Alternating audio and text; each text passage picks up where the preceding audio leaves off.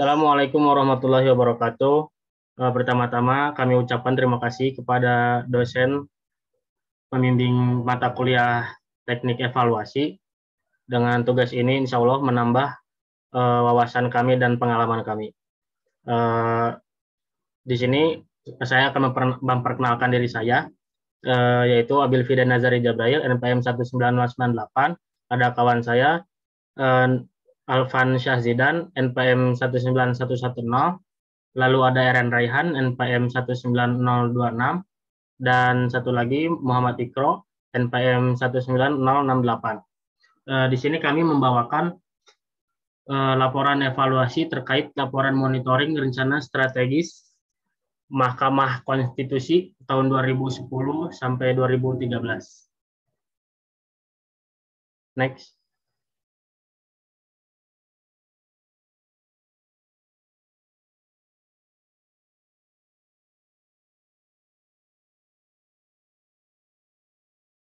Yang pertama ada kebijakan yang akan dievaluasi, yaitu adanya perubahan peraturan Menteri Pendayagunaan Aparatur Negara eh, dan reformasi birokrasi nomor 20 tahun 2013 tentang perubahan lampiran peraturan Menteri Pendayagunaan Aparatur Negara dan reformasi birokrasi nomor 25 tahun 2012 tentang petunjuk pelaksanaan evaluasi akuntabilitas kinerja instansi pemerintah, bahwa adanya tambahan kriteria penilaian laporan akuntabilitas kinerja instansi pemerintah atau LAKIP di aspek perencanaan kinerja, yaitu dari subaspek implementasi Renstra, yaitu yakni target jangka menengah dalam Renstra telah dimonitor pencapaiannya sampai dengan tahun berjalan.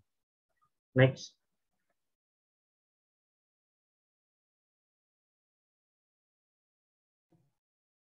Kemudian ada metode pendekatan dan teknik evaluasi.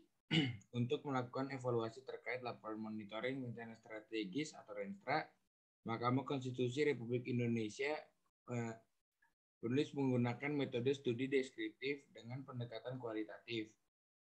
Teknik yang digunakan dalam evaluasi ini adalah dengan menggunakan metode penilaian cepat atau rapid assessment method.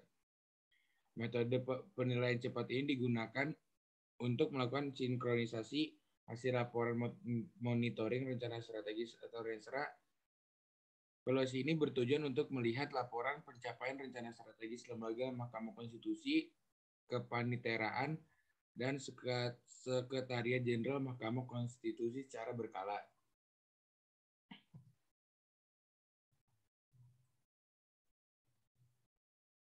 Selanjutnya ada data yang berkaitan dengan kebijakan yang akan dievaluasi.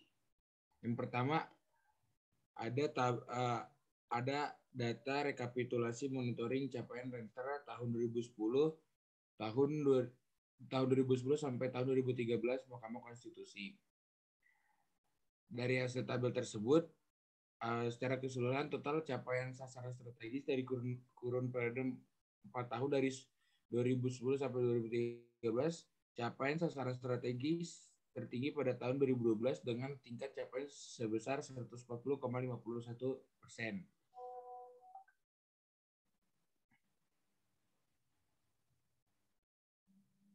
Selanjutnya ada tingkat eselon 1 Sekretariat Jenderal Mahkamah Konstitusi. Di sini ada tabel grafik, ada data grafik capaian sasaran strategis Sekretariat Jenderal tahun 2012 sampai dari tahun 2013. Berdasarkan grafik di atas, pada tahun 2012, capaian tertinggi pada sasaran strategis ke-1 yaitu meningkatnya pelayanan administrasi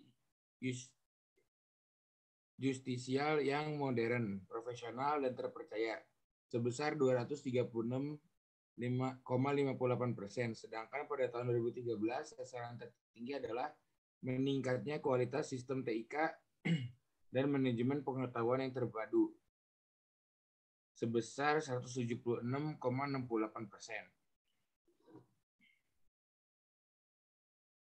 Selanjutnya yang terakhir ada tingkat eselon 1 kepaniteraan Mahkamah Konstitusi. Pada tahun 2013, Renstra kepaniteraan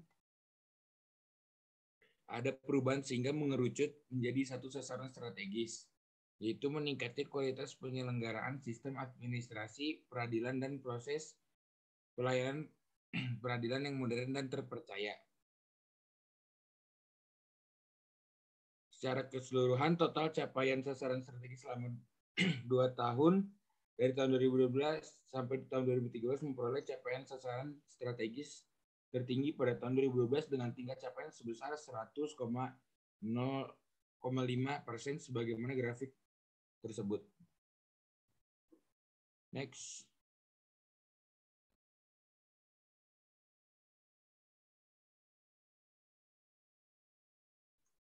Berikutnya ada hasil evaluasi yang mana terdapat beberapa revisi dari tahun 2013. Yang pertama ada tersedia awal revisinya adalah tersedia SDM dalam jumlah yang optimal dan kualitas yang semakin meningkat, yang sebelumnya berbunyi meningkatkan pelayanan administrasi umum yang modern, profesional, dan terpercaya. Poin berikutnya meningkatkan kualitas rencana kerja dan pengelolaan anggaran yang sebelumnya berbunyi meningkatnya transparansi dan akuntabilitas lembaga peradilan. Berikutnya ada terwujudnya reformasi birokrasi dalam rangka peningkatan kualitas tata kelola organisasi yang baik, yang sebelumnya berbunyi terwujudnya reformasi birokrasi di lembaga peradilan sebagai upaya penerapan tata kelola pemerintah yang baik. Next.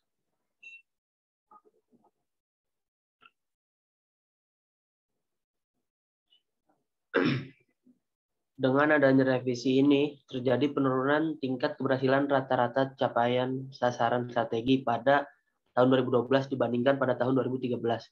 Bahwa rencana 2013 terbilang terjadi penurunan dalam beberapa indikator karena terdapat penurunan sangat jelas pada rata-rata capaian sasaran strategi. Contohnya pada indikator pertama yang isinya meningkatkan pelayanan administrasi justisial yang modern, profesional, dan terpercaya. Pada tahun 2012, rata-rata capaian strategi mencapai 236,58%, yang dikategorikan sangat berhasil menjadi 160,22% pada tahun 2013, yang mana dikategorikan berhasil. Next.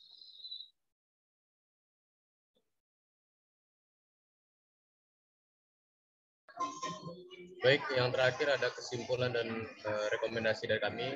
Kesimpulan dari hasil kerja kami yaitu beberapa indikator kinerja yang disajikan pada Renstra 2010 sampai 2014 tidak konsisten terkelompok dalam satu sasaran strategis. Ada indikator yang dikelompokkan untuk mengukur sasaran strategis tertentu di tahun berikutnya tidak dipakai lagi dalam pengukuran sasaran tersebut. Hal ini disebabkan karena ada perbedaan pengukuran 3 perspektif: stakeholder perspektif, business process perspektif, dan learning and growth perspektif tersebut. Next.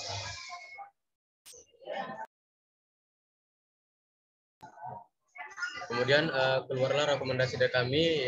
Laporan ini masih jauh dari sempurna. Banyak hal yang perlu ditingkatkan. Salah satunya adalah perumusan indikator kinerja yang lebih smart, spesifik, measurable, achievable, realistic, dan times bound. Kedepannya untuk Renstra 2015 sampai 2019, sehingga visi misi dan tujuan yang telah ditetapkan oleh Mahkamah Konstitusi untuk mewujudkan lembaga peradilan yang bersih, modern, dan terpercaya dapat tercapai dengan sempurna. Mungkin itu saja yang dapat kami sampaikan. Semoga bermanfaat. Lebih dan kurangnya kami mohon maaf. Assalamualaikum warahmatullahi wabarakatuh.